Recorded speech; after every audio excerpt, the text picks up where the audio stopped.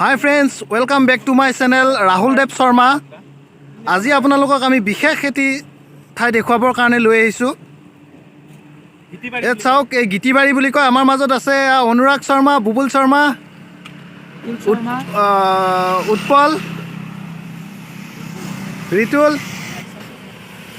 Okay, Bubul দাই এই ক্ষেত্ৰত ক'ব আৰু আমাৰ ৰিতুলে ক'ব যে এই নদীটোৰ এটা বিশেষত্ব আছে। বিশেষত্বটোৰ কথাখিনি ৰিতুলে ক'ব। ৰিতুল কোৱা।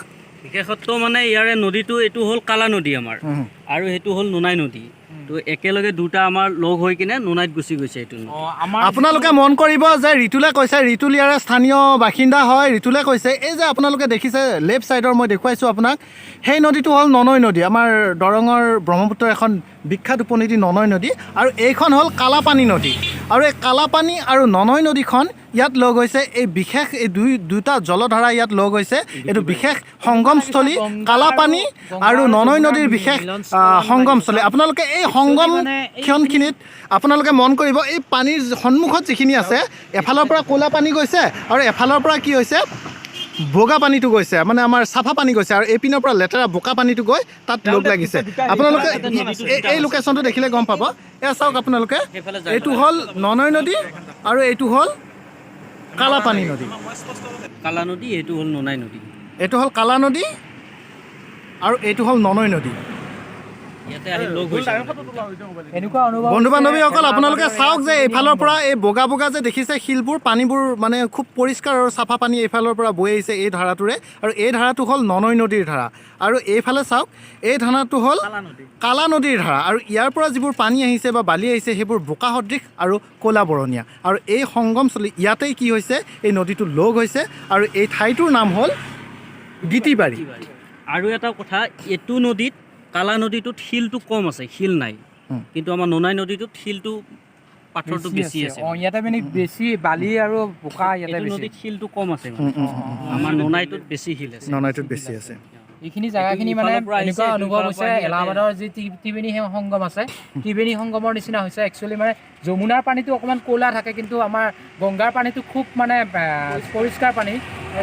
একেলগ হৈ উঠি আকৌ গংগা হৈ উঠি একেবাৰে ওলাই গৈছে, মানে গংগা আৰু যমুনাৰ যিটো নেকি মিলনস্থল, মানে ত্ৰিবেণী সংগম, ঠিক তেনেকুৱা অনুভৱ হৈছে মানে। ধন্যবাদ বুবুল দাই, আমাক খুব সুন্দৰভাৱে আমাক বুজাই দিলে। উৎপল আছে, উৎপল তুমি কিবা ক'বা? ভাল লাগিছে ইয়ালৈকে আহি? কেনেকুৱা অনুভৱ হৈছে? ভাল লাগিছে, মানে মই আজি ফাৰ্ষ্ট টাইম আহিছোঁ, আৰু এই ফাৰ্ষ্ট টাইমতে মোৰ বহুত ভাল লাগিছে। আচলতে BTADৰ ওদালগুৰিলৈকে আমি আহি ভূটানৰ বৰ্ডাৰৰ এই সুন্দৰ অঞ্চলসমূহ, প্ৰাকৃতিক সৌন্দৰ্যৰে আমি উপভোগ কৰি যথেষ্ট আনন্দিত হৈছোঁ। আপোনালোকেও কেতিয়াবা এবাৰ ইয়ালৈকে আহি যাব পাৰে, চাব পাৰে। এই অঞ্চলৰ ঐতিহ্যৰ ক্ষেত্ৰত আপোনালোকক পৰিচিত হ'ব পাৰে। হাই ফ্ৰেণ্ডছ, আমি আছোঁ বৰ্তমান ডিমাকুছিত। এয়া ডিমাকুছি বাগানত আছোঁ, পানেৰী বাগানত আছোঁ। তাৰ পৰা আমি ডিমাকুছিলৈ যাম। এইটো ৰাস্তা BTAD কানেক্টিং ৰোড। এইটো ৰৌতাৰ পৰা কোকৰাঝাৰলৈ এইটো কানেকশ্যন। তামোলপুৰ যাব পাৰে, তাৰ পৰা কাকচা হৈ কোকৰাঝাৰ, তাৰ পৰা ৰঙিয়া। ৰাস্তা খুব ধুনীয়া কাম কৰিছে, তিনিখিনীয়া ৰাস্তা। আমাৰ লগত আছে অনুৰাগ শৰ্মা, ৰাহুল দেৱ শৰ্মা, ৰিতুল শৰ্মা আৰু উৎপল শৰ্মা। আমি গোটেই 5-6 আমি গৈ আছোঁ এতিয়া। চলো আগবাঢ়ি দি এয়া আমাৰ বুবুল শৰ্মা। বন্ধুসকল, আমি গৈ থাকোঁতে ৰাস্তাত দেখা পোৱা এই ঐতিহাসিক মন্দিৰটোৰ নাম কি, ইয়াৰ ঐতিহ্য কি, এই সম্বন্ধত আপোনালোকে কমেণ্ট বক্সত জনাব পাৰে। মই নাম ভালদৰে নাজানো, আপোনালোকে ক'লে ভাল লাগিব। এয়া পানেৰী চাহ বাগিচা।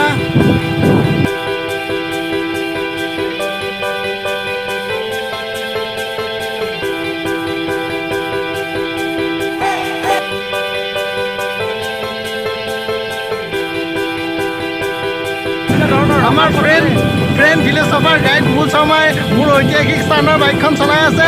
এয়া তেখেতে আপোনালোকক দেখুৱাইছোঁ। আগত আছে আমাৰ উদয় ভাস্কৰ শৰ্মা, আৰু এয়া আমাৰ শৰ্মা, আৰু আমাৰ বিভিন্ন ধৰণৰ কিছুমান ৰসাল কথাৰে আমাক আনন্দিত কৰি থাকে।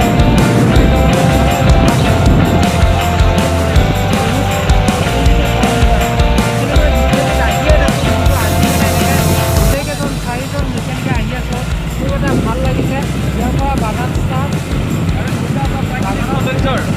ভাল লাগে। আমাৰ ইয়াত উশাহ নিশাহ লোৱাত কোনো ধৰণৰ কষ্ট নাই।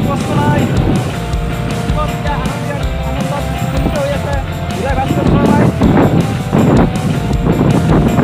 আৰু ৰাস্তাটো আপুনি মোবাইলত চলাই গাড়ী চলাই। এয়া আমাৰ হেৰি অজিত মামাই, অজিত শৰ্মাই, অনুৰাগ শৰ্মা, আমাৰ অনুৰাগ শৰ্মাই একচুৱেলি মোবাইলৰ ডিছপ্লেত আমাৰ ভিডিঅ' চাইহে বাইক চলাইছে। হয় হয় হয়, মই মানে এনেকুৱাকৈ হৈছে মানে মই কোনোফালে চাবৰ মোৰ সময় নাই, কেৱল মই হেণ্ডেল বাইকৰ ষ্টাৰিং ধৰিছোঁ। অ'কে, এতিয়া আমি ফটো ছেশ্যন কৰিম।